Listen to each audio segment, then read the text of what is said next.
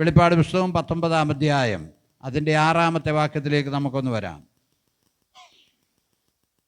Hallelujah. വെളിപ്പാട് പുസ്തകം 19:6. അപ്പോൾ വലിയ പുരുഷാരത്തിന്റെ ഘോഷം പോലെയും പെരുവെള്ളത്തിന്റെ ഇരച്ചിൽ പോലെയും തകർത്ത ഇടിമുഴക്കം പോലെയും ഞാൻ കേട്ടത്, ഹല്ലേലൂയ, സർവശക്തിയുള്ള നമ്മുടെ ദൈവമായ കർത്താവ് രാജ്യത്വം ഏറ്റിരിക്കുന്നു. Praise the lord. ഹല്ലേലൂയ. ഇവിടെ കുഞ്ഞാടിന്റെ വിവാഹത്തെക്കുറിച്ചാണ് കാണുന്നത്. സ്തോത്രം. ഹല്ലേലൂയ. വലിയ ആരവം അവിടെ കേൾക്കുകയാണ്. സ്തോത്രം. ഇതെന്താണെന്നറിയാമോ? ദൈവമക്കളുടെ വിജയത്തിൻ്റെ ആരവമാണ്. ഹല്ലേലൂയ. ദൈവമക്കളുടെ വിജയത്തിൻ്റെ ആരവം. ഹല്ലേലൂയ. സ്തോത്രം. ഹല്ലേലൂയ. ദൈവമക്കളുടെ വിജയത്തിൻ്റെ ആരവം. സ്തോത്രം. കർത്താവ് സഭയുമായി കടന്നു വരാൻ തുടങ്ങിയ സ്തോത്രം വലിയ പുരുഷാരം. നമ്മളൊന്ന് 1000 എന്തോരം കോടി ആളുകളാ രക്ഷിക്കപ്പെട്ടവരുള്ളവർ. രക്ഷിക്കപ്പെട്ട് കർത്താവിനെ അംഗീകരിച്ച് മരിച്ചിരിക്കുന്ന എന്തോരം വിശുദ്ധന്മാരാ. അവരെല്ലാം കർത്താവിൻ്റെ കാഹളനാദത്തെങ്കിൽ എന്തു ചെയ്യും? ഉയർത്തെഴുന്നേൽപ്പാനിടയാകും. സ്തോത്രം. ഹല്ലേലൂയ. അപ്പോൾ ആ ആരവം, ജയത്തിൻ്റെ ആരവം. അതുകൊണ്ടാണ് ഞായറാഴ്ച ദിവസങ്ങളിൽ നമ്മൾ കടന്നു വരുന്ന ദൈവത്തെ ആരാധിക്കുക എന്ന് പറഞ്ഞാൽ നമ്മൾ ജയിച്ചവരാ. നമ്മളെ തോൽപ്പിക്കാൻ വേണ്ടി പല കാര്യങ്ങളും ആളുകൾ നോക്കും. നമ്മളെ ഇല്ലായ്മ ചെയ്യുവാൻ, നമ്മളെ തോൽപ്പിക്കുവാൻ, നമ്മുടെ സമാധാനം കെടുത്താൻ എല്ലാം പിശാച് ശ്രമിക്കും. അപ്പോൾ പിശാചിനോട് പറയണം, പിശാചെ, നിനക്കെന്നെ തോൽപ്പിക്കാൻ കഴിയത്തില്ല. ഞാൻ ജയാളിയായ കർത്താവിൻ്റെ മകനാണ്. ഞാൻ ജയാളിയാണ്. ജയാളിയോടുകൂടിയാണ് ഞാൻ ആയിരിക്കുന്നത്. ഹല്ലേലൂയ. നമ്മളത് ശ്രദ്ധിക്കണേ. നിങ്ങൾക്കറിയാം, ശരിക്കും ശ്രദ്ധിച്ച് നോക്കിയാൽ മതി. ചില ദിവസങ്ങളിൽ സഭായോഗം സന്തോഷത്തോടെ നമ്മളെ വിടാൻ പിശാച് സമ്മതിക്കത്തില്ല. കാര്യം സന്തോഷത്തോടെയൊക്കെ പോരണമെന്നുണ്ടെങ്കിലും സന്തോഷം അവനങ്ങെന്ത് ചെയ്യും? കെടുത്തിക്കളയും. ഹല്ലേലൂയ. ഞാൻ പറയട്ടെ, ഇപ്പം അനേകർ സാമ്പത്തിക ഞെരുക്കമുള്ളവരാ. നിങ്ങളാരും കടം മേടിച്ച് സ്വോത്രകാഴ്ച ഇടണ്ട. ഹല്ലേലൂയ. കടം മേടിച്ച് ചെയ്യണ്ട. നിങ്ങളുടെ അവസ്ഥ അറിയരുതോ? നമ്മുടെ അവസ്ഥ ദൈവത്തിന് അറിയരുതോ? നമ്മൾ എന്തിനാ കടം മേടിക്കാൻ പോകുന്നത്? സ്തോത്രം. നമ്മുടെ ദൈവം ഇടാനുള്ളത് തരും. ഹല്ലേലൂയ. നമ്മൾ കടം മേടിക്കാൻ പോകുമ്പോഴുള്ള കുഴപ്പം എന്നാണെന്നറിയോ? ചിലർ പറയും സ്വോത്രകാഴ്ചയ്ക്ക് പോലും പൈസ ഇല്ല, അതിനാന്ന് പറയും. അപ്പോഴത്തേക്ക് കൊടുക്കുന്നവൻ പറയും, ആ പാസ്റ്റർ ഇതിലൂടെ വണ്ടിയിലാണല്ലോ നടക്കുന്നത്, എന്നിട്ട് നിങ്ങളുടെ കാശ് ഇത് തിരിച്ചു പറയും. പറഞ്ഞിട്ടുണ്ട്. അതുകൊണ്ട് സ്തോത്രം, ഇല്ലെങ്കിൽ ഇല്ലാത്ത പോലെ ഇരുന്നാൽ മതി. ഇല്ലെങ്കിൽ പത്രാസ് കാണിക്കാനുള്ള കാര്യമൊന്നുമില്ല. ഹല്ലേലൂയ. നമ്മൾ ശ്രദ്ധിക്കണേ. നമ്മൾക്കറിയാം, എലീശയുടെ കാലത്ത് ആ വിധവ എന്ന് പറഞ്ഞു, ഒന്നുമില്ല. കടക്കാർ പിടിച്ചോണ്ട് പോകാൻ തുടങ്ങുക. കടക്കാർ ആരെയാണ് പിടിച്ചോണ്ട് പോകാമെന്ന? മക്കളെ പിടിച്ചോണ്ട് പോകാൻ പോവുക. കാരണം വെച്ചാൽ അടിമയാക്കാൻ വേണ്ടി, അവരെ കൊണ്ട് അടിമ വേല ചെയ്യിക്കാൻ, അല്ലെ അടിമകളായി വിൽക്കാൻ വേണ്ടി. അവളവിടെ കാര്യം പറഞ്ഞു. സ്തോത്രം. എലീശ ചോദിച്ചൊരു ചോദ്യമുണ്ട്, നിൻ്റെ വീട്ടിൽ എന്തുണ്ട്? ഭരണിയിൽ ഒരു ഭരണി എണ്ണയുണ്ട്. നമ്മുടെ നാടൻ ഭാഷ പറഞ്ഞാൽ വൈക്ക വെച്ചെന്ന് പറയും. ഇങ്ങനെ ഒരു ഭാഷയുണ്ട്. അത് സൂക്ഷിച്ചു വെച്ചേക്കുക. ഹല്ലേലൂയ. അതുമേ ദൈവം പ്രവർത്തിച്ചു. ഹല്ലേലൂയ. ഇന്ന് രാത്രിയിൽ ഇല്ലായ്മയെ കൂടി കടന്നു പോകുന്ന എന്നെ കേൾക്കുന്ന ആളുകളോട് എനിക്ക് ഓർപ്പിപ്പാനുള്ളത്, നിൻ്റെ ഇല്ലായ്മയെ, നിൻ്റെ വിലാപത്തെ നൃത്തമാക്കി തരാൻ ദൈവത്തിന് പദ്ധതിയുണ്ട്. ദൈവത്തിന് അതിന് പദ്ധതിയുണ്ട്. സ്തോത്രം. ഹല്ലേലൂയ. നമ്മൾ ശ്രദ്ധിക്കണമേ, ദൈവത്തിന് അങ്ങനെ ഒരു പദ്ധതിയുണ്ട്. അതുകൊണ്ട് ഇവിടെ ജയാളികളുടെ ആരവമാണ്. ഞായറാഴ്ച ദിവസം സ്തോത്രം, സഭായോഗം ഒരു ഉത്സവമായിട്ടും സഭായോഗം ഒരു സന്തോഷമായിട്ടും നാം കരുതണം. ഹല്ലേലൂയ. സഭായോഗം ഒരു സന്തോഷമായി നാം കരുതണം. ഹല്ലേലൂയ. അത് നമ്മുടെ ഒരു ജയത്തിൻ്റെ, നമ്മുടെ കൂടിവരവുകളെല്ലാം നമ്മൾ ഉഴപ്പരുത് കേട്ടോ. കൂടി വരാൻ പറ്റുമെങ്കിൽ നമ്മൾ കടന്നു വരണം. ഹല്ലേലൂയ. വരാൻ പറ്റുമെങ്കിൽ. പണ്ട് നമ്മൾ കിലോമീറ്ററോളം നടന്നാണ് പൊക്കോണ്ടിരുന്നത്. ഇനി മഴയാണെങ്കിൽ ഒരു കുട എടുത്ത് പിടിച്ച് നടന്നാലും നമുക്ക് ഇവിടെ എന്ത് ചെയ്യാം? വരാം. വേണമെങ്കിൽ വരാം. Price the lord. ഹല്ലേലൂയ. നമ്മൾ ശ്രദ്ധിക്കണമേ. നമ്മൾ എന്നാന്ന് ഇവിടെ ഇത് കേട്ടോ, ഈ ജയാളികളുടെ കൂട്ടത്തിൽ നമ്മളുണ്ട് കേട്ടോ. ഈ ആരവത്തിൻ്റെ ഒരു ചെറിയ സൗണ്ട് നമ്മുടെയും കൂടാ. ഇത് യോഹന്നാൻ ഭാവിയിൽ നടക്കുന്ന കാര്യങ്ങളാണ് പറഞ്ഞത്. നമ്മളെല്ലാവരും കൂടെ കൂടുമ്പോഴാണ് ഈ ആരവം. സ്തോത്രം. ഹല്ലേലൂയ. ഇപ്പോഴത്തെ മഴയിലെ വെള്ളച്ചാട്ടം നമ്മൾ കാണുന്നില്ലേ? ഓരോ സ്ഥലങ്ങളിലെ വെള്ളച്ചാട്ടം പല തുള്ളിയാണ്. അതിങ്ങോട്ട് വരുന്നത്. ചില പാലമൊക്കെ തള്ളിപ്പോകാൻ തുടങ്ങുന്ന പോലെ ആ വെള്ളം ഇങ്ങോട്ട് വരുന്നത്. ചില പാലത്തിൻ്റെ മണ്ടയിൽ കൂടെ പോവുക, ചില പാലം തകർത്തുകൊണ്ട് പോവുകയാ. സ്തോത്രം. അങ്ങനെയെങ്കിൽ പലരായ നാം, പല തുള്ളികളായ നാം ഒന്നിച്ചുകൂടി ദൈവത്തെ മഹത്വപ്പെടുമ്പോൾ പെരുവെള്ളത്തിൻ്റെ ഇരച്ചിൽ പോലെ ദൈവത്തെ നമുക്ക് സ്തുതിക്കാൻ കഴിയും. പെരുവെള്ളത്തിൻ്റെ ഇരച്ചിൽ പോലെ ദൈവത്തെ സ്തുതിക്കാൻ കഴിയും. ഹല്ലേലൂയ, സ്തോത്രം. അപ്പോൾ സഭായോഗം എന്ന് പറയുന്നത് ഒരു ജയത്തിൻ്റെ സമയമാണ്. ഇവിടെ പറയുക, കർത്താവ് രാജ്യത്വം എന്ത് ചെയ്തിരിക്കുന്നു? ഏറ്റിരിക്കുന്നു. കാരണം നമ്മൾ ചിന്തിക്കുക അതന്നെ കർത്താവിൻ്റെ കാര്യത്തിലല്ലേ ഇതെന്ന്. അതെ, പക്ഷെ പിശാചിൻ്റെ പിടിയിൽ, സ്തോത്രം, കുറേ കാലമായി സ്തോത്രം പിശാചിൻ്റെ പിടിയിലായിരുന്നു. പിശാചിനെ അവൻ തള്ളിക്കളഞ്ഞു. സ്വർഗത്തിൽ നിന്നും പിശാചിനെ തള്ളിക്കളഞ്ഞു. സ്തോത്രം. അവനെ ബന്ധിക്കാൻ പോവുക. നമ്മുടെ കർത്താവ് ഭരണമേറ്റിരിക്കുക. നമ്മുടെ കർത്താവ് ഭരണമേക്കാൻ പോവുക. അവൻ ഭരിച്ചാൽ ഇന്നത്തെ പോലെയാണോ? അവൻ ഭരിച്ചാൽ നമ്മുടെ കർത്താവ് നമ്മുടെ കാര്യങ്ങൾ ഏറ്റെടുത്ത് നടത്തുമ്പോൾ, സ്തോത്രം, അവൻ്റെ ഭരണം എത്ര വലുതാണെന്ന് നാം ചിന്തിക്കണം. ഇതൊക്കെ നമ്മുടെ മനസ്സിലൊന്ന് കാണണം. ഹല്ലേലൂയ, ഇതൊക്കെ നമ്മുടെ മനസ്സിലൊന്ന് കാണണം. കർത്താവ് നമ്മളെ കൊണ്ട് എന്ത് ചെയ്യാൻ പറ്റും? ഹല്ലേലൂയ, സ്തോത്രം. ഞാൻ ചെറുപ്പത്തിൽ എൻ്റെ അമ്മയോട് പറയുമായിരുന്നാണ് പറഞ്ഞേ, ഒരു 5-6 ആമ്പിള്ളേർ അമ്മയെ നമുക്കുണ്ടായിരുന്നെങ്കിൽ ഞങ്ങളുടെ മുകളിലത്തെ ഒരു പറമ്പുണ്ട്, കപ്പയ്ക്ക് കിളയ്ക്കുമ്പം ഒരു നിര നിന്ന് കിളയ്ക്കായിരുന്നു. ഒരു നിരയ്ക്ക് 5-6 മക്കൾ വീട്ടിൽ, അന്നത്തെ കൃഷിപ്പണിയല്ലേ, 5-6 ആമ്പിള്ളേരുണ്ടെങ്കിൽ വീട്ടിലുണ്ടെങ്കിൽ എന്ത് ചെയ്യാം? ഒറ്റ നിരയ്ക്ക് കിളയ്ക്കാമെന്ന്. ഇപ്പോൾ ആമ്പിള്ളേരുണ്ടെങ്കിൽ എവിടെ കിളയ്ക്കും? ആര് കിളയ്ക്കും? എങ്ങനെ കിളയ്ക്കും? ഫ്രീ ആയിട്ട് തരാമെന്ന് പറഞ്ഞാൽ വല്ലവരും മേടിക്കുമോ? സ്തോത്രം. ആ ഒരവസ്ഥയിലേക്ക് നീങ്ങിയിരിക്കുക. പ്രിയമുള്ളവരെ, നാം ശ്രദ്ധിക്കണമേ. സ്തോത്രം. ഹല്ലേലൂയ. നമ്മുടെ കർത്താവ് രാജ്യത്വം ഏറ്റിരിക്കുക. കുറേ നാളത്തേക്ക് അവൻ്റെ പിടിയിലായിരുന്നു, പിശാചിൻ്റെ പിടിയിലായിരുന്നു. കർത്താവ് കാൽവറിയിൽ പിശാചിൻ്റെ തലയെ തകർത്തു, അവൻ്റെ മേൽ ജയോത്സവം കൊണ്ടാടി. എങ്കിലും കുറേ സമയം കൂടെ അവന് കൊടുത്തിരിക്കുക. ഞാൻ പറഞ്ഞ വചനവിരുദ്ധമല്ല കേട്ടോ. കർത്താവിനെ കണ്ടപ്പോൾ ഒരിക്കലും ഒരു ബുദ്ധം പറഞ്ഞു, സമയത്തിന് മുമ്പേ ഞങ്ങളെ ദണ്ഡിപ്പിക്കാൻ വന്നു എന്ന്. സമയത്തിന് മുമ്പേ. അപ്പോൾ പിശാചിനറിയാം അവനൊരു സമയം ഉണ്ടെന്ന്.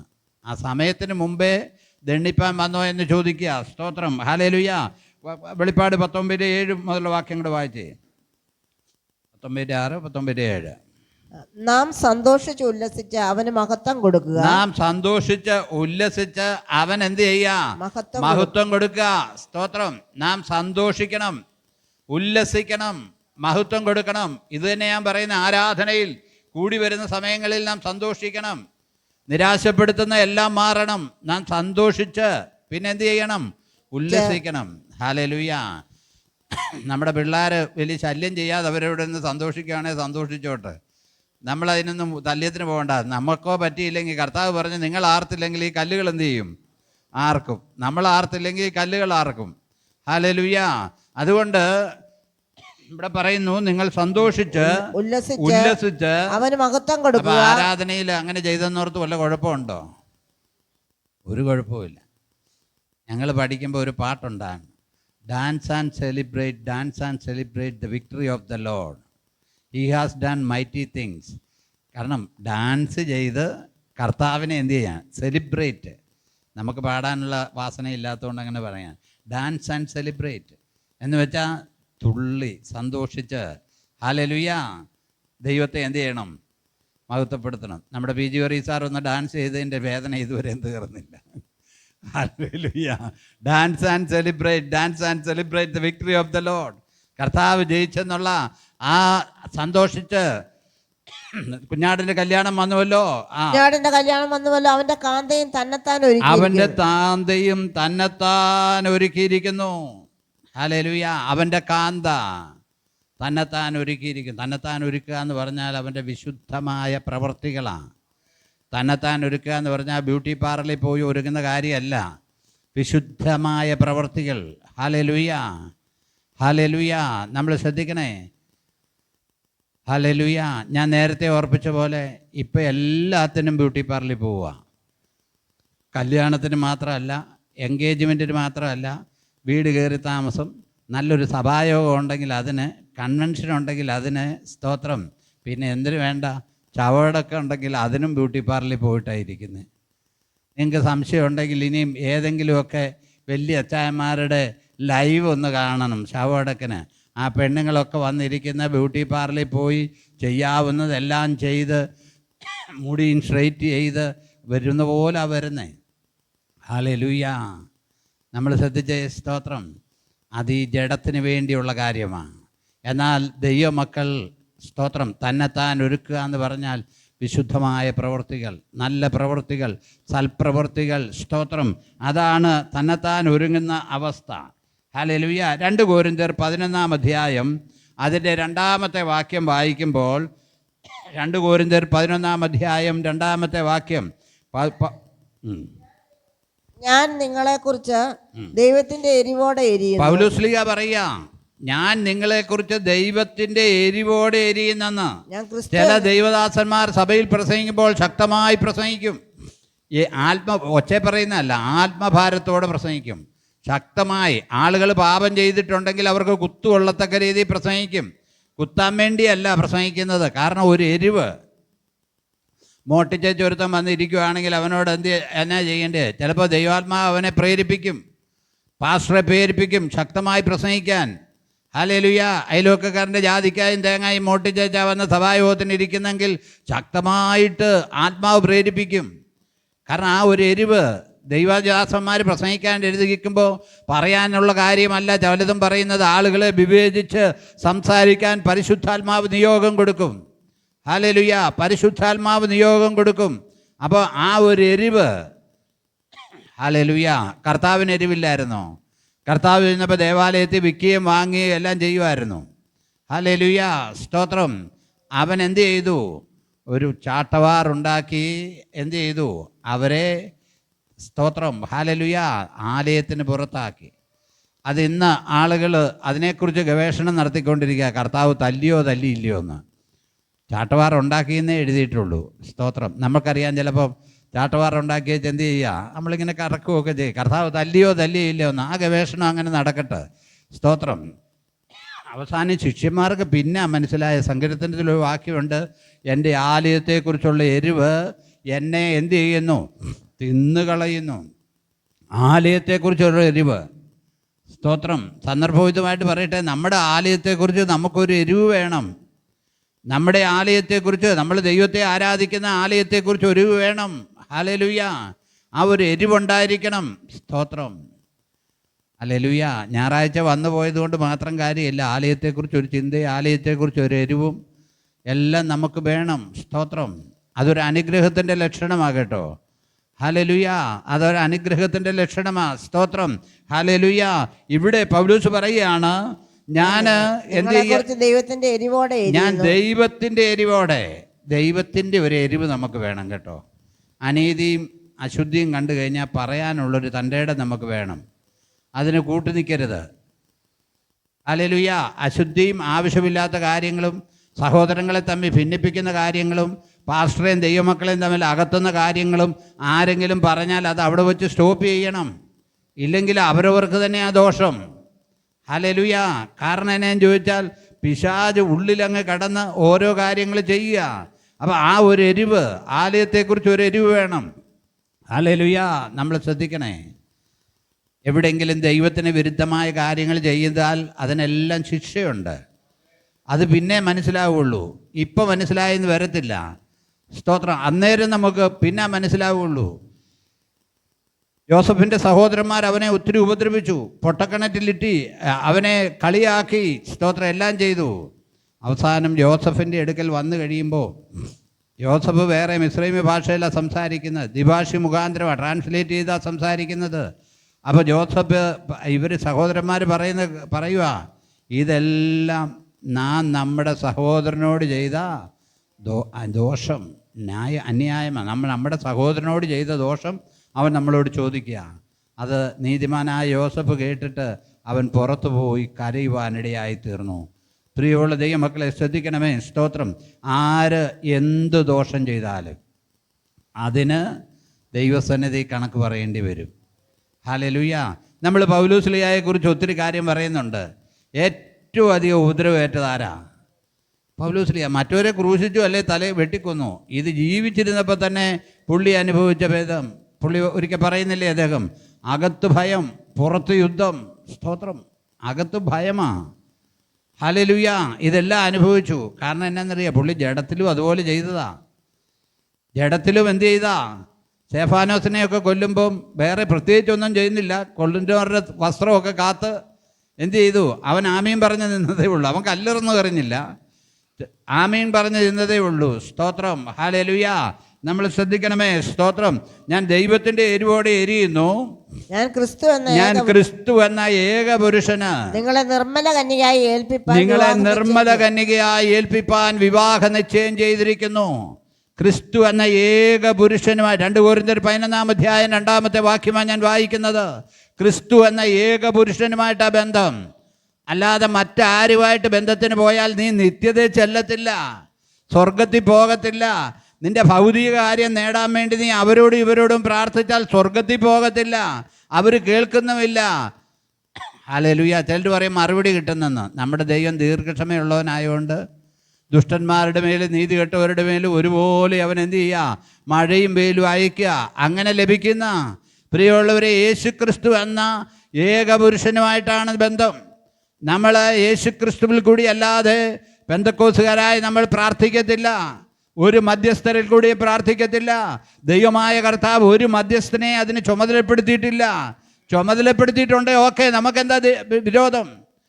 വേദപുസ്തകത്തിൽ ഒരു ആളെയും ചുമതലപ്പെടുത്തിയിട്ടില്ല നമുക്ക് വേണ്ടി അപേക്ഷിക്കാൻ. ആരെങ്കിലും പറഞ്ഞോ ഞാൻ നിങ്ങൾക്ക് വേണ്ടി അപേക്ഷിക്കാമെന്ന്?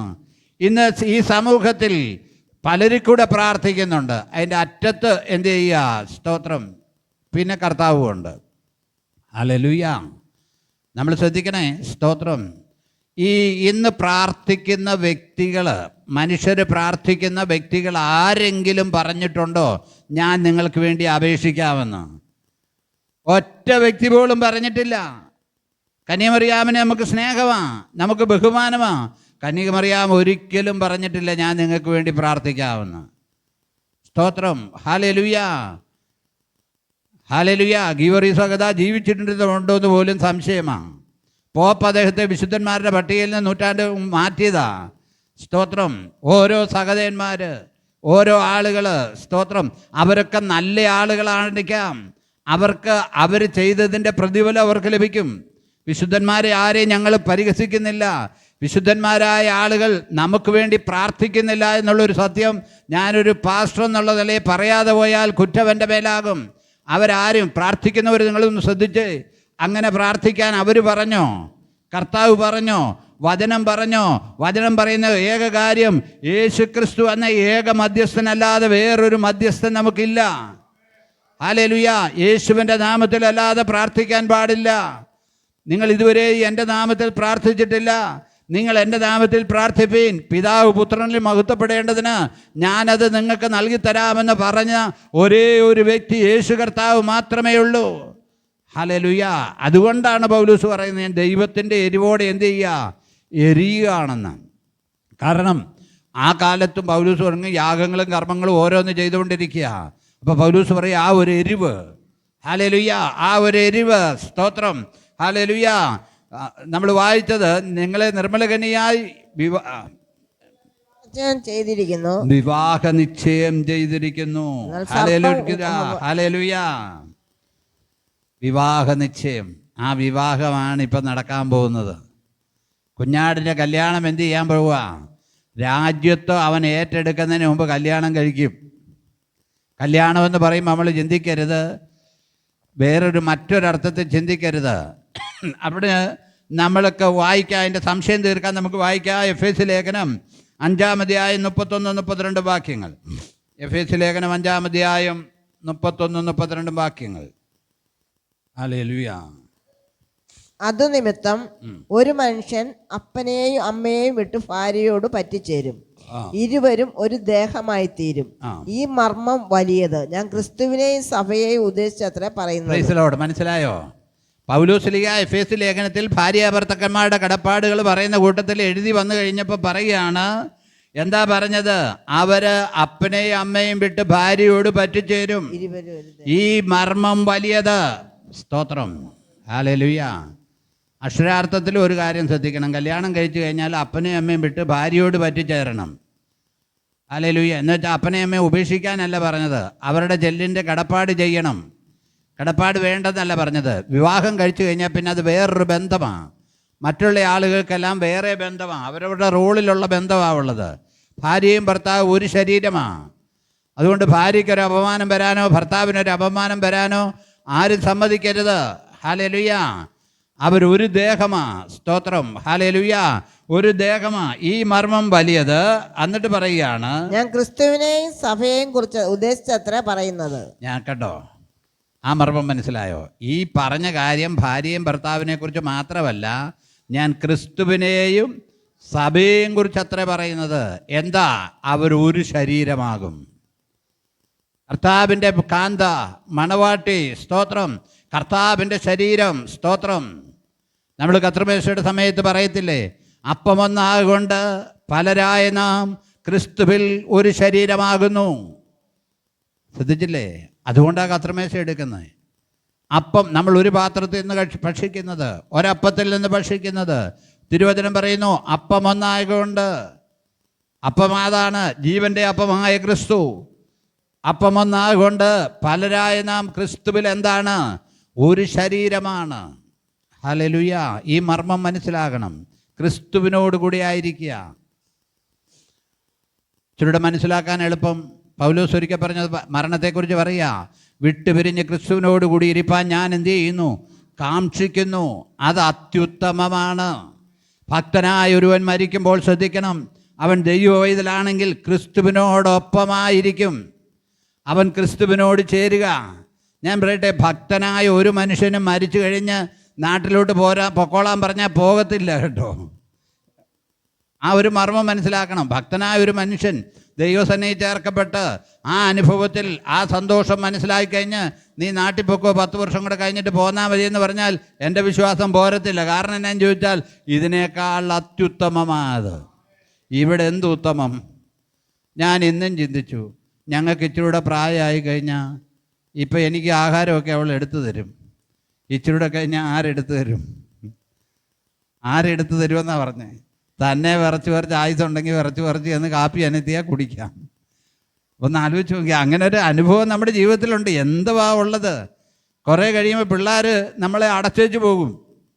നമ്മളെ ഇറങ്ങി ഓടിപ്പോകാതിരിക്കാൻ. അവർക്ക് സ്നേഹമില്ലാഞ്ഞിട്ടല്ല, നമ്മുടെ റിലേ അങ്ങ് പോയി കഴിഞ്ഞാൽ നമ്മൾ ഇറങ്ങിപ്പോകും, നമ്മളെ അടയ്ക്കും. ഇങ്ങനെയൊക്കെ ഒരു യാഥാർത്ഥ്യം നമ്മൾ മനസ്സിലാക്കണം. അതുകൊണ്ടാണ് ഇങ്ങനെയൊന്നും ആകാതെ കർത്താവുമായുള്ള ബന്ധത്തിലാണെങ്കിൽ അത്യുത്തമമായ കാര്യമാണ് കർത്താവിനോടൊപ്പമായിരിക്കുന്നത്. ഈ മർമ്മം വലിയത്. ഞാൻ ക്രിസ്തുവിനെയും സഭയെയും കുറിച്ചത്രേ പറയുന്നത്. ഹല്ലേലൂയ. ക്രിസ്തുവിനെയും സഭയെയും അത്രേ പറയുന്നത്. കാന്തയും ഇതുമായിട്ട് മാറ്റമുണ്ട്.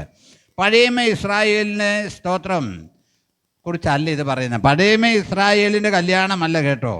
അത് അവളെ കർത്താവ് പറയാൻ ഞാൻ നിൻ്റെ ഭർത്താവാണെന്നാണ് പറയുന്നത്. യെരമ്യാ പ്രവാചകൻ കാന്തയല്ല.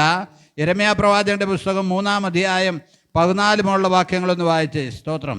യെരമ്യാ പ്രവാചകൻ്റെ പുസ്തകം 3-ാം അധ്യായം 14 മുതൽ.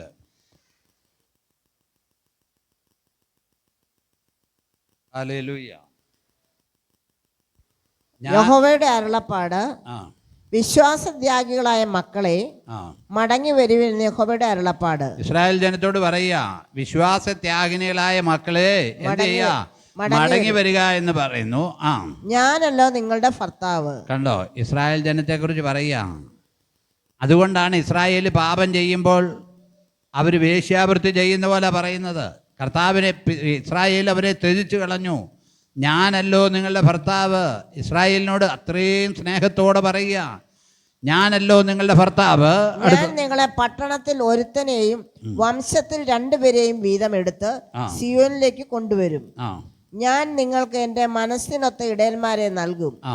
അവർ നിങ്ങളെ ജ്ഞാനത്തോടും ബുദ്ധിയോടും കൂടെ മേയിക്കും. അങ്ങനെ നിങ്ങൾ ദേശത്ത് വർദ്ധിച്ച് പെരുകുമ്പോൾ ആ കാലത്ത് യഹോവയുടെ നിയമപ്പെട്ടകം എന്ന് ഇനി പറയുകയില്ല, അത് മനസ്സിൽ വരികയില്ല. Price the Lord. ഞാൻ യെശയ്യാ പ്രവാചകന്റെ പുസ്തകം 54-ാം അധ്യായം 5-ാമത്തെ വാക്യങ്ങൾ കൂടെ ഒന്ന് വായിക്കാം. യെശയ്യാ 54:5 എല്ലാം കൂടെ നിന്റെ സൃഷ്ടാവാകുന്നു നിന്റെ ഭർത്താവ്. നിന്റെ സൃഷ്ടാവാകുന്നു നിന്റെ ഭർത്താവ്. ഇസ്രായേലിനോട് പറയുക, നിന്റെ സൃഷ്ടാവാകുന്നു നിന്റെ ഭർത്താവ്. സൈന്യങ്ങളുടെ യഹോവ എന്നാകുന്നു അവന്റെ നാമം. സൈന്യങ്ങളുടെ യഹോവ എന്നാകുന്നു അവന്റെ നാമം. ഇസ്രായേലിന്റെ പരിശുദ്ധനാകുന്നു നിന്റെ വീണ്ടെടുപ്പുകാരൻ. നമ്മുടെ വീണ്ടെടുപ്പുകാരൻ ഇസ്രായേലിന്റെ പരിശുദ്ധനാ. യഹോവ എന്ന അവന്റെ നാമം. അവന്റെ അങ്ങനെ ഞാനാണ് നിന്റെ എന്താ എഴുതിയിരിക്കുന്നത്, നിന്റെ സൃഷ്ടാവാകുന്നു എന്റെ ഭർത്താവ്. സൈന്യങ്ങളുടെ എന്നാ യഹോവ. പറ്റിയത്? അകൃത്യം ചെയ്തതുകൊണ്ട്, പാപം ചെയ്തതുകൊണ്ട്, മ്ലേച്ഛത പ്രവർത്തിച്ചതുകൊണ്ട്, വിഗ്രഹങ്ങളെ സേവിച്ചതുകൊണ്ട്, വിഗ്രഹാരാധനയിലേക്ക് പോയതുകൊണ്ട്, സ്തോത്രം, ഹല്ലേലൂയ, കർത്താവരെ ഉപേക്ഷിപ്പാനിടയായി തീർന്നു. ഹല്ലേലൂയ. ഇപ്പം എല്ലാം മടങ്ങി വന്നുകൊണ്ടിരിക്കുക. ഇപ്പം ഈ യുദ്ധമൊക്കെ, ഇസ്രായേലിന് യുദ്ധം നടക്കുമ്പോൾ എന്തോ ഒരു ആരാധനയാണെന്നറിയാമോ? ഞാൻ കഴിഞ്ഞ ദിവസവും കണ്ടു, ഇസ്രായേൽ ഹല്ലേലൂയ കോറസ് പാടി ആരാധിക്കുക. എല്ലാവരും കൈ കോർത്ത് പിടിച്ച് ഡാൻസ് കളിച്ച് ആരാധിക്കുക. വിലാപമുതലിൻ്റെ അതിൻ്റെ ഫ്രണ്ടിലുള്ള ആ ഗ്രൗണ്ടിൽ അവരെല്ലാം കൂടെ കൈ കോർത്ത് പിടിച്ച് നമ്മൾ ആരാധിക്കുന്ന പോലെ ആരാധിക്കുക. യേശു ക്രിസ്തുവിനോടല്ല പറയുന്നത്, അവർ കർത്താവിനെ, ദൈവത്തെ എന്ത് ചെയ്യുക? ആരാധിക്കുക. നെതന്യാവ് ഏത് കാര്യം പറഞ്ഞാലും ബൈബിളിൽ നിന്ന് എടുത്താ പറയുന്നത്. ന്യായപ്രമാണ പുസ്തകത്തിലെയും സങ്കീർത്തനത്തിലെയും കാര്യം എടുത്താണ് അദ്ദേഹം പറയുന്നത്. സ്തോത്രം. അത് കേൾക്കുമ്പോൾ നമുക്കൊരു സന്തോഷമാണ്. ഹല്ലേലൂയ. അത് കേൾക്കുമ്പോൾ നമുക്കൊരു സന്തോഷമാണ്. സ്തോത്രം. ഹല്ലേലൂയ. പ്രിയമുള്ളവരെ ശ്രദ്ധിക്കണമേ. സ്തോത്രം. ഹല്ലേലൂയ. ഹല്ലേലൂയ. ഈ 45-ാം സങ്കീർത്തനം നമ്മൾ വായിക്കുമ്പോൾ കാന്തയെക്കുറിച്ച് പറയുകയാണ്. 45-ാം സങ്കീർത്തനം 9-ാം അധ്യായത്തിലേക്ക് നമ്മൾ 9-ാം വാക്യത്തിലേക്ക് വരുമ്പോൾ 45-ന്റെ 1-2 വാക്യങ്ങൾ വായിച്ച് അവസാനിപ്പിക്കാം. ഹല്ലേലൂയ. ഹല്ലേലൂയ. നിന്റെ സ്ത്രീരത്നങ്ങളുടെ കൂട്ടത്തിൽ രാജകുമാരികളുണ്ട്. നിന്റെ വലതുഭാഗത്ത് രാജ്ഞി ഓഫീർ തങ്കം അണിഞ്ഞു നിൽക്കുന്നു. അല്ലയോ കുമാരി കേൾക്കാൻ, അല്ലയോ കുമാരി കേൾക്കാൻ നോക്കുക, ചെവി ചായിക്ക, സ്വജനത്തെയും പിതൃഭവനത്തെയും മറക്ക. അപ്പോൾ രാജാവ് നിന്റെ സൗന്ദര്യത്തെ ആഗ്രഹിക്കും. അവൻ നിന്റെ നാഥനല്ലോ, നീ അവനെ നമസ്കരിച്ചു കൊള്ളുക. ചില ആളുകൾക്ക് ഈ സ്വന്തക്കാരെയും ചാർച്ചക്കാരെയും എല്ലാം വിടാനുള്ള മനസ്സ് ഇല്ലാത്ത കൊണ്ടാണ് കർത്താവിനെ പിൻപറ്റാനുള്ള വിഷമം. ഹല്ലേലൂയ. കർത്താവിനെ പിൻപറ്റണേ ചിലത് വിടണം. എന്നാൽ ഒരിക്കൽ രാമംഗലത്ത് ഒരാൾ എന്നോട് പറഞ്ഞു, നിങ്ങളിവിടെ വന്നൊന്ന് പ്രസംഗിച്ചോ, ഞങ്ങൾ കേട്ടോളാം, ഞങ്ങൾക്ക് എതിർപ്പൊന്നുമില്ല, പക്ഷേ ഞങ്ങളങ്ങ് വരത്തില്ലെന്ന്. സ്തോത്രം. ഞങ്ങളങ്ങ് വരത്തില്ല, ഒരു വിരോധവും പ്രസംഗിച്ചോളാം റോഡിൽ നിന്ന്, ഞങ്ങളങ്ങോട്ട് വരത്തില്ല. സ്തോത്രം. തിരുവചനം പറയുക, കർത്താവിനെ അനുസരിക്കണമെങ്കിൽ അബ്രഹാമിനോട് പറഞ്ഞു, നീ നിൻ്റെ ദേശത്തെയും പിതൃഭവനത്തെയും വിട്ട് ഞാൻ കാണിപ്പാനിരിക്കുന്ന ദേശത്തേക്ക് നീ എന്ത് ചെയ്യണം? പോക. ഞാൻ കാണിപ്പാനിരിക്കുന്ന ദേശത്തേക്ക് പോകണമെങ്കിൽ ചിലത് വിടണം. എല്ലാവരെയും കൂടെ പ്രസാദിപ്പിച്ചുകൊണ്ട് നമുക്ക് ദൈവരാജ്യത്തിൽ പോകാൻ കഴിയത്തില്ല. ചില ആളുകൾ ആയിരിക്കും മനുഷ്യനെ പിണക്കി, വലിയ വലിയ പണമുള്ള ആളുകൾ അവരുടെ സൊസൈറ്റിയിൽ അവർക്ക് നാണംകേടാ ദൈവത്തെ ആരാധിക്കുകയാണെന്നും ദൈവത്തെ സേവിക്കുകയെന്ന് പറയുന്നത് നാണംകേടാ അവരുടെ സൊസൈറ്റിയിൽ. ഞാൻ ചോദിക്കാനുള്ളത്, നീ ഇങ്ങനെ നാണംകേടാന്ന് വിചാരിച്ചിരുന്നു കഴിഞ്ഞാൽ നിനക്കെന്നാ കിട്ടാൻ പോകുന്നത്? അവസാനം നീ മരിക്കുമ്പോൾ ഇവരെല്ലാം കൂടി വന്ന് ഒരു ബൊക്ക കൊണ്ടുവന്ന് നിൻ്റെ നെഞ്ചത്ത് കൊണ്ടുപോയി വെക്കും. അത് എത്ര നേരം ഇരിക്കും? കുറേ കഴിഞ്ഞ് കഴിയുമ്പോൾ അടുത്ത ബൊക്ക വരുമ്പോൾ അതെടുത്ത് താഴോട്ട് വെക്കും. നമ്മൾ ഈ ചവടക്കുമ്പോൾ നമ്മൾ കണ്ടുകൊണ്ടിരിക്കും, ഈ ബൊക്ക പിന്നെ നമുക്കൊരു ഭാരമാണ്. ഞാനതുകൊണ്ട് തീരുമാനിച്ചേക്കാം, ഞാൻ ആർക്കും കൊണ്ടുവന്ന് ബൊക്ക എൻ്റെ കയ്യിൽ നിന്ന് കാശ് മുടക്കി വെക്കുകയല്ലെന്ന്. കാരണം എന്തിനാ? സ്ഥാനത്തിനും മാനത്തിനും വേണ്ടി ചെയ്യുന്ന. അത് അവസാനം കൊണ്ടുപോയി വെക്കുമ്പോൾ ഇവൻ്റെ ഇച്ചിരി കാശ് കുറഞ്ഞാണ് എടുത്ത് അങ്ങോട്ട് മാറ്റും. വലിയ പൂ മാത്രമേ ആ നെഞ്ചത്ത് വെക്കത്തുള്ളൂ. നിനക്ക് അവസാനം കിട്ടാൻ പോകുന്ന ഈ വട്ടത്തിലുള്ള വാടിപ്പോകുന്ന പൂ മാത്രമേ ഉള്ളൂ അവർ കൊണ്ടുപോയി തരത്തുള്ളൂ. അതേസമയം ഹല്ലേലൂയ, നീ ഉപേക്ഷിക്കേണ്ടതിനെ ഉപേക്ഷിച്ച്, അല്ലയോ കുമാരി കേൾക്കുക, നോക്കുക, ചെവി ചായിക്ക, സ്വജനത്തെയും പിതൃഭവനത്തെയും മറക്ക. അപ്പോൾ രാജാവ് നിന്റെ സൗന്ദര്യത്തെ ആഗ്രഹിക്കും. അവൻ നിന്റെ നാഥനല്ലോ, നീ അവനെ നമസ്കരിച്ചു കൊള്ളുക. സ്തോത്രം. നമ്മൾ വെറും പാവപ്പെട്ടവരാ, ഒന്നുമില്ലേലും, വീടില്ലേലും, ഒന്നുമില്ലേലും, വിദ്യാഭ്യാസം ഇല്ലേലും നീ കർത്താവിനെ അംഗീകരിച്ചു കഴിഞ്ഞാൽ ആ കർത്താവ് നിന്റെ കാന്തനാ. ഹല്ലേലൂയ. ധനവാന്റെ പടിപ്പുരമുറ്റത്ത് കിടക്കുന്ന ലാസറിനെ അവൻ സ്നേഹിച്ചെങ്കിൽ, വ്രണം നിറഞ്ഞ നായ്ക്കൾ മുറിവ് നക്കിക്കൊണ്ടിരുന്ന ലാസറിനെ അവൻ സ്നേഹിച്ചെങ്കിൽ, സ്തോത്രം. പ്രിയമുള്ളവരെ, ഇപ്പം ധനവാനാന്നോ പ്രത്യേകത, ലാസറിനാന്നോ പ്രത്യേകത? ധനവാൻ ഇവിടെ ഫേമസ് ആയിരുന്നു. അവൻ്റെ അടക്കം പല പരിപാടി വെച്ച് നടത്തി. എന്തെല്ലാം കർമ്മങ്ങൾ അവന് വേണ്ടി ചെയ്യാമോ അതെല്ലാം ചെയ്തു. പക്ഷേ അവൻ പോയത് യാതനാ സ്ഥലത്തേക്കാ. ഇന്ന് രാത്രി ഒരു സത്യം ഞാൻ ദേശത്തോട് വിളിച്ചു പറയട്ടെ, ഉന്നതന്മാരായവരെ, ധനവാന്മാരായുള്ളവരെ, നിങ്ങൾ യേശുവിനെ അംഗീകരിച്ചില്ലെങ്കിൽ നീ യാതനാ സ്ഥലത്തേക്ക് പോകും. നിന്റെ വികാരിയോ പട്ടക്കാരനോ മേലധ്യക്ഷന്മാരോ നിനക്ക് വേണ്ടി എന്ത് കർമ്മം ചെയ്താലും നീ യാതനാ സ്ഥലത്തേക്കേ പോകത്തുള്ളൂ. ഏറെ എങ്ങോട്ടും പോകത്തില്ല. അവരുടെ കാര്യത്തിൽ അവർ വിഷമിച്ചിരിക്കുക, ഞാൻ എങ്ങോട്ടാണ് പോകുന്നതെന്ന് ഓർത്ത്. ഹല്ലേലൂയ. ശ്രദ്ധിക്കണേ. അതുകൊണ്ട് ദൈവസ്നേഹത്തിലായി ഈ കാര്യം നമ്മൾ ഓർപ്പിക്കുന്നത്. ദൈവസ്നേഹത്തിൽ ഓർപ്പിക്കുന്ന ഒരു കാര്യമായത്. എന്താണെന്ന് ചോദിച്ചാൽ, സ്തോത്രം, അല്ലയോ കുമാരി കേൾക്ക്. ഈ ദൈവവചനം ഇങ്ങനെ പ്രസിദ്ധപ്പെടുത്തുന്നതും വിട്ടുകൊടുക്കുന്നതിൻ്റെ കാര്യം എന്നാന്ന് ചോദിച്ചാൽ, നീ ഒന്ന് കേൾക്ക്, മാനസാന്തരപ്പെട്. അല്ലയോ കുമാരി കേൾക്കുക, നോക്കുക, ചെവി ചായിക്കുക, സ്വജനത്തെയും പിതൃപ്രവണത്തെയും മറക്ക. അപ്പോൾ നിന്റെ രാജാവ് നിന്റെ സൗന്ദര്യത്തിൽ ആഗ്രഹിക്കും. ഹല്ലേലൂയ. എന്നെ കേൾക്കുന്ന പ്രിയമുള്ളവർ, ഈ പ്രസംഗം കേട്ടേച്ച് മുഴുവൻ കേൾക്കണം.